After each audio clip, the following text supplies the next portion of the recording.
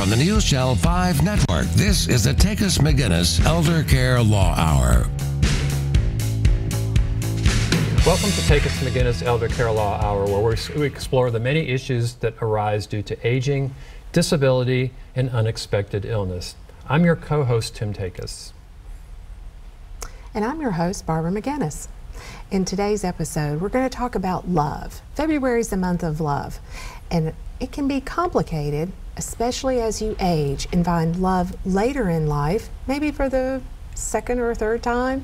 It can get actually quite messy without good planning. That's what we're going to talk about today, is how do you plan for this?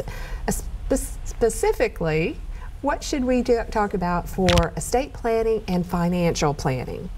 So, Tim. Yes. We're estate planning attorneys. Yes. We're certified elder law attorneys, yes. And you've been doing this particularly for a long time. What kind of issues? A long time. That's right. A long time. Yes. So, what kind of issues have you seen, and do you recommend people getting a prenuptial agreement?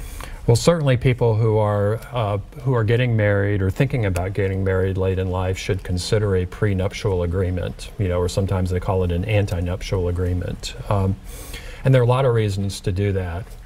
Certainly for people who are going to get married late in life, and each of them brings an estate, money and property into their marriage, most of those folks, they want to protect their inheritance for their children, because they don't have children with a new spouse, obviously. So there are a lot of reasons why they need to do that, and how they should maintain their separate property. And we see that a lot, where common pitfalls are, well, I don't have a prenuptial agreement, or I do have a prenuptial agreement, and we combine our assets, and that's not what you want to do. So one of the things you want to do is maintain your separate property. Another thing that people need to think about as well when they're married or they're approaching marriage is that if they're going to have separate property, and they will, is to each spouse should use their separate property first to pay for their care. One of the things that sort of colors our world, as you know, as certified elder law attorneys, is, as we mentioned on the top of the show, aging, disability, and unexpected illness. And aging doesn't cost money, but unexpected illness and disability does. So people that are getting married late in life, they need to understand, or we feel like that they should do, is keep their property separate. And if one spouse gets sick, then that spouse should use his or her separate funds first to pay for his or her care. So some of that planning is that we don't really plan often on becoming sick. So it becomes it's part of that unknown future. Yeah. But the prenup is about disclosure right. to your future spouse, yeah, disclosure of assets. Right, and that's required by law. And that how are we going to use those disclosed assets? We're not going to prematurely gift, or if we are going to gift to children, that we do it with a mutual consent. Right, right, because you don't want to get into a situation where you have a spouse, they come into the marriage together, they have a prenuptial agreement, and you think, oh, it's great, we're separating our assets. But then one spouse decides that, well, my children need my money, so that spouse gives, his or her children their money, and then unfortunately, when that spouse needs her money, yes. It's not there. Right, and nor are the children likely to want to give it back. Not right? likely, right, yeah. Right, because at that point, then, her children are going to be thinking about, well, our stepfather needs to take care of our mom. It's his responsibility. And by law, there is a duty of support, absolutely, right? there is. It doesn't matter whether you've been married for 5 months or 50 years. Once at least in this state, each spouse has a duty to provide for the other spouses what are called necessities. So that essentially means that spouse's support, right? So, again, planning so that not only the married couple can live without discord, but there's not speculation among those new children. I mean, not new children, but stepchildren. Stepchildren, right. They're not assuming bad things about the new spouse. Exactly. Right? Dad's new wife, they're not assuming that she's just going to live off of his money and I'm not going to get any inheritance. Let's have some plan. Let's maybe have some disclosure. Right. Even think about having a conversation.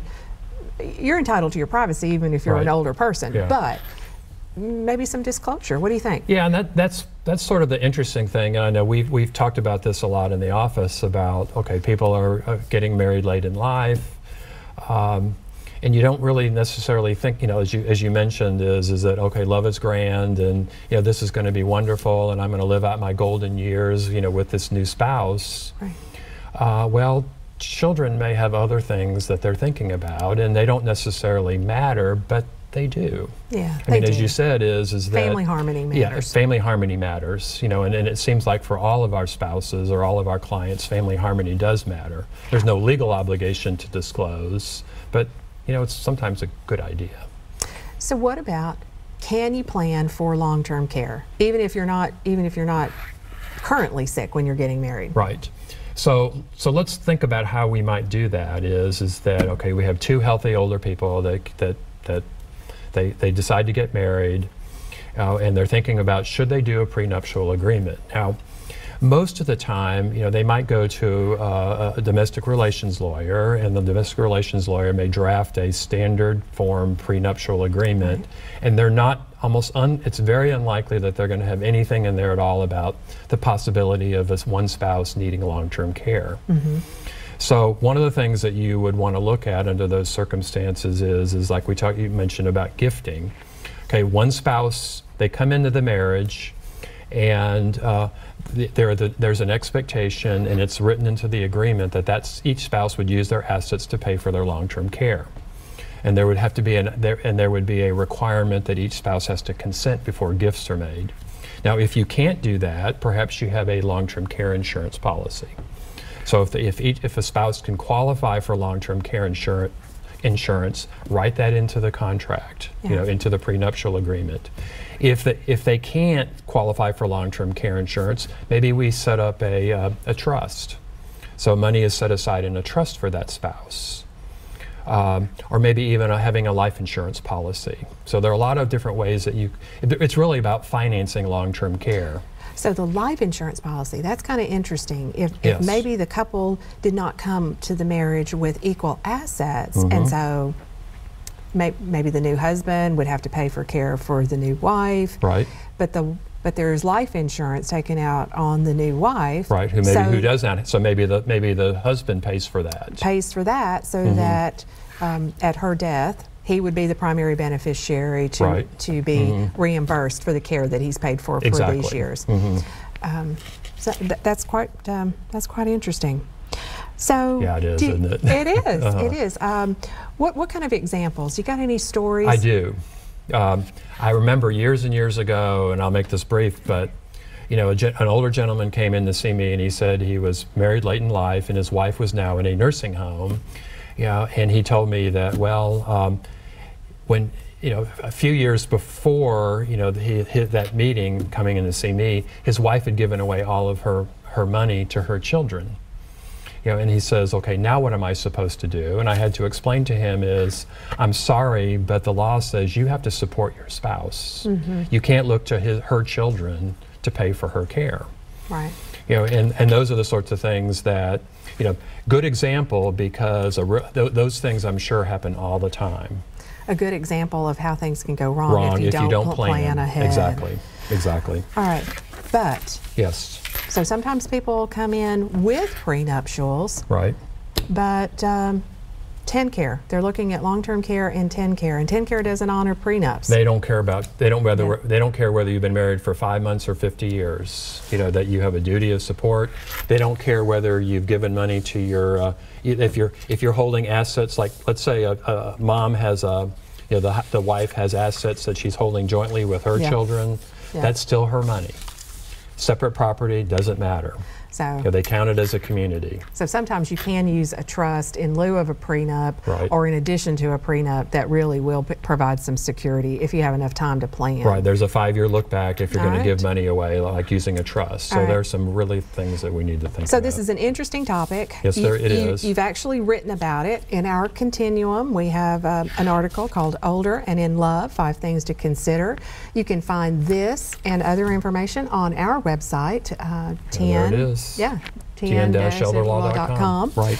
And we're going to take a break, and when we come back, we're going to have an expert with us that's going to talk about financial planning. Right. So stay with us.